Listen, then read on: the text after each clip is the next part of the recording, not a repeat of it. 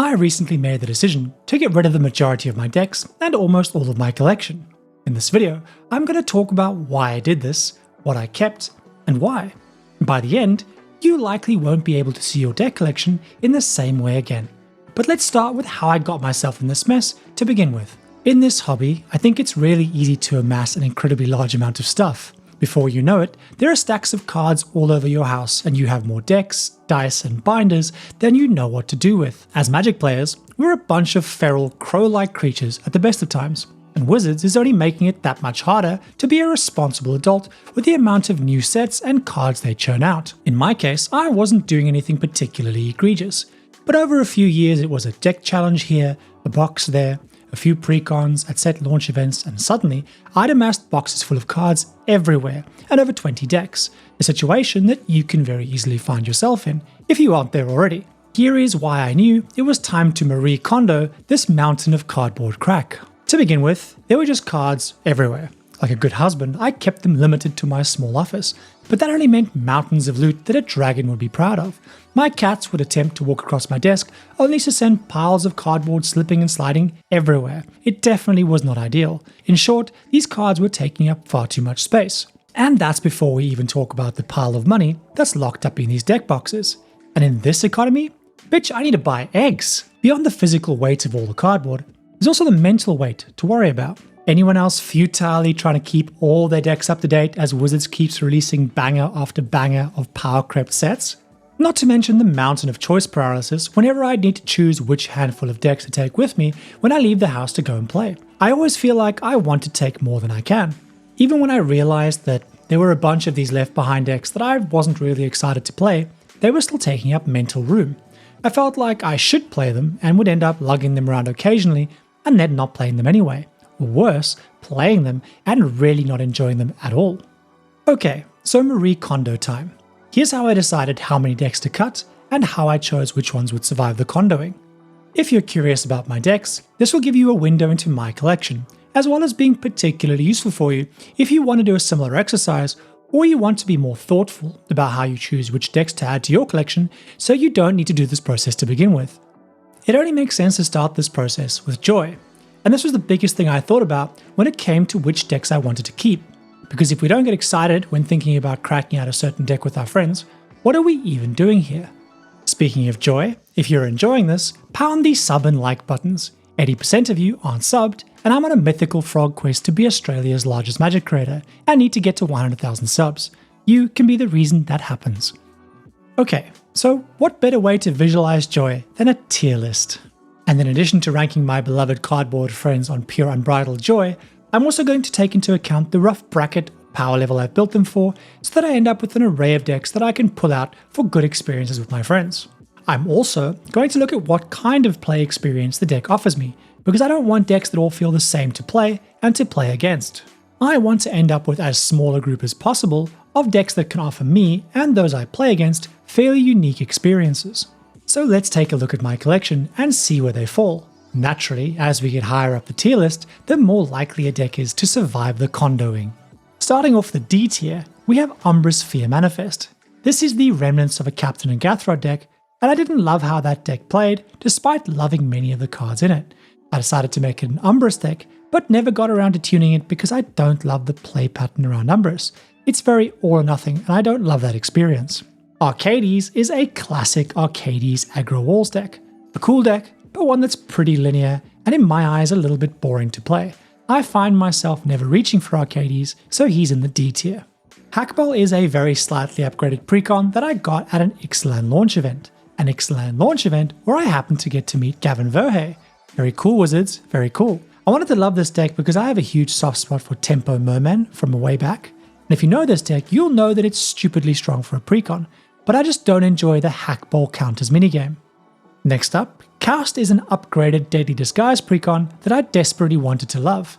The idea of a bunch of secret 2/2s that turn into all manner of crazy threats sounds like a lot of fun, but in practice, the deck was slow, clunky, and always seemed to underperform, so I just don't have that much fun with it. Last in D tier is an Amanatu Veilpiercer precon, which is from a Duskmoor launch event that I went to, and the deck just isn't my vibe. The C tier starts off with Sidar Jabari of Jalfir, which is an upgraded precon. A good and very fun deck, but a standard aggro experience. There's nothing wrong with it, it's just not particularly novel, so I found myself very rarely reaching for it. Next up is Essica God of the Tree. This started off as a Joda deck, because I have a huge soft spot for 5-color decks and wanted to make a janky Legends Matter deck work. Unfortunately, I came to realize, like most do, that Joda is absolutely cooked and his first cool ability may as well not exist because of his Anthem effect. I then tried to make this into a Sisay deck, but found myself constantly tutoring the same things over and over. Now, it's an Essica or Prismatic Bridge deck, but it feels really janky to play, and despite wanting to make it work, I just don't have that spark of passion there, so I never reached for it and never tried to fix it. Lastly, in C tier, we have the Wise Mothman. I desperately wanted to make the Mothman work, because I'd wanted a fun Sultai self-mill deck for so long. I absolutely love the Mothman's Rads mechanic, and I wish that part of the card was stronger and that they never printed the 1/1 part of the card, because that could be a very cool unique deck, but this is now just an aggro creature deck, and I have enough of those already. The B tier starts off with Arabo Roar of the World. The bestest boy is the remnants of a blinged out Renanseri deck. I absolutely loved the art, but hated how it played, so I repurposed it into a highly aggressive small cat deck. It's a very fun deck, but is a little bit too linear, and it gets a fair bit of complaints because of the Eminence ability, so I very rarely reach for it. Next up is Barbala Saga, which is the result of a $50 budget challenge in my playgroup. I decided to build this deck because I love the Golgari color pairing and I'd seen Joey Schultz talk about his Baby Lasagna deck. I ended up making a video about this deck, and it's a really cool deck that turns trash into treasure with some really quirky laser scene cards. It's in the B tier, primarily because I have another Golgari deck that I enjoy playing more, but Barbala Saga is a banger of a deck. Next up is Lord of Nazgul. It's a Spellslinger deck that aims to abuse the Nazgul and win by recreating that Weathertop moment from The Lord of the Rings. It's a cool deck, but I have many Spellslinger decks, and similar to my Ingathrod deck, I've realized that while I love Dimir as a color pairing, it's not my favorite in Commander. Borakos is an upgraded party time precon. I absolutely love some of the party-based mechanics and cards in this deck, but it's in the B tier because at the end of the day, it just feels like another creature-based deck that turns creatures sideways, and I have other decks that do this that I enjoy playing more. Finally, in the B tier, we have Galazeth Prismari, a Spellslinger control deck that I've also made a video about as part of that $50 budget challenge. It plays tons of artifacts that it turns into mana sources so it can sling huge spells. It's a lot of fun to play if you're into spell slinging, but I have many Spellslinger decks. Okay, starting off the A tier, we have Sauron the Dark Lord, another Spellslinger control deck that I've also made a video about. It's a Graveyard Matters deck, full of flashback and recursion that's built around Sauron's wield ability. The deck makes big orcs and aims to yeet that orc at people. As a huge graveyard and control enjoyer, this deck combines a ton of things that I like, which is why it's in the A tier. Next up is John Benson.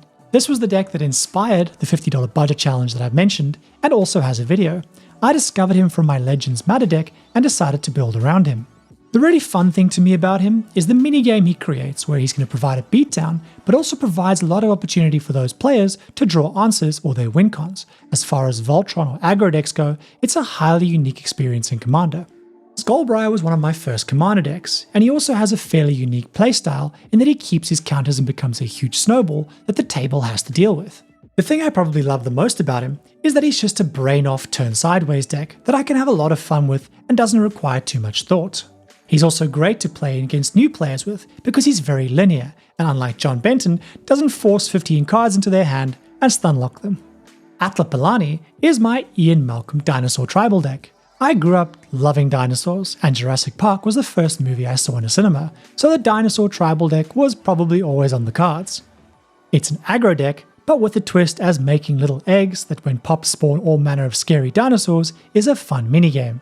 Lastly, in the A tier, we have my Sheldon the Commander deck, which is an ode to Sheldon Menery's You Did This to Yourself deck that's best thought of as a judo-style deck. I aim to turn my opponent's stuff against them with all sorts of combat tricks and hijinks. Sheldon is mainly here thematically, rather than being a Voltron focus. And finally, the S tier, starting off with the Dragon. This deck is a gift to my teenage self who wanted all the big sexy cardboard and couldn't afford it. It's a bit of a hipster Dragon built to be the greediest of all the dragon decks. And it wins via combat damage, but it plays a bit more like a combo deck with huge payoffs than a traditional aggro deck. I'm either winning with a horde of dragons in a single turn or two, or I'm not winning at all. Simon is a mono blue spellslinger deck that does just what you'd expect. Tons of card draw, tons of interaction, and a lot of counterspells, and it wins via drawing my deck. I chose Simon because he creates a situation where every time I interact, the table has a decent chance of drawing a card. In a deck that aims to stop a lot of things, I like this balance between taking and giving back. Merrin was my very first commander deck, and is still arguably my favourite deck because I am at heart a massive Golgari enjoyer. It's a classic graveyard recursion and reanimation deck, and it aims to outvalue the table until it wins with life drain repetition. While it certainly can go aggro, it plays much more like a combo deck. Next up is my colourless deck with Kozilek at the helm, where I aim to ramp as much as I can and cast big scary spells. As someone that has always had a big soft spot for the Urza's block, I'd always wanted a colourless deck simply because it's different in Magic. Given the presence of Eldrazi and Annihilator, it's a deck I only really play with the right people and in the right pod, but when in the pod is a good fit and this deck works, it's a power fantasy fulfiller for sure. And lastly, we have Aragorn the Uniter. This is a Spellslinger deck, and in contrast with the colourless deck, is a color pip tribal deck where I aim to get as many color pips as I can. Again, the hipster in me wanted to do something different with Aragorn, so the deck is mostly toolbox instance and aims to win primarily by whittling the table down with burn or sneaking in some big commander damage. Okay, now that I've ranked them, I need to decide how many I want to keep and which ones. As someone that plays a lot of Commander and loves brewing, I don't think it's possible for me to have only a handful of decks. I also happen to have 5 2-slot deck boxes, so I decided on keeping 10 decks. And given I have 10 decks split between tiers S and A in my tier list, I think it's quite likely that those are the ones that I end up keeping. This leaves me with 10 decks in my paper collection that I absolutely love playing. No more confusion about what to play, and no feeling guilty about not playing decks that are gathering dust. These decks are also quite well balanced across both the new brackets and playstyles, so I should easily have a deck for any occasion. In this roster of 10 decks, I've got 3 combo style decks, 3 control style decks, 2 aggro decks, and 2 Voltron decks. I've got 4 decks that sit around bracket 2, and 6 decks that sit in bracket 3.